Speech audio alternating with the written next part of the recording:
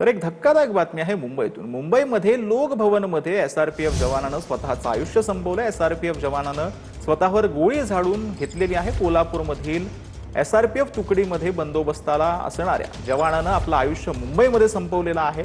Malabar hill पोलिसांकडून अधिकचा तपास सुरू असल्याची माहिती मिळाली। मुंबईतील लोकभवन या ठिकाणी अत्यंत धक्कादायक प्रकार घडलेला आहे। तो म्हणजे या ठिकाणी जे एसआरपीएफ जवान आहेत जे या ठिकाणी तैनात होते, त्यांनी स्वतःवरती गोळी झाडून आत्महत्येचा प्रकार आहे तो घडलेला आहे। आत्महत्या त्यांनी केलेली आहे। कौस्तुभ सांगळे असा या एसआरपीएफ जवानाचं नाव होतं। 26 वर्षाचा हा जवान होता। या ठिकाणी आता सध्या मलबार हिल पोलीस स्थानकाच्या माध्यमातून संपूर्णपणे जो तपास आहे तो सध्या सुरू आहे।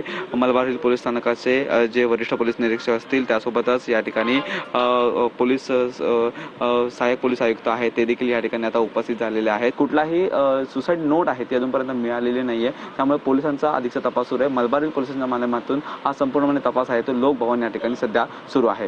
व्हिडिओ अमित चिगोनसह निखिल चव्हाण, टीव्ही मराठी।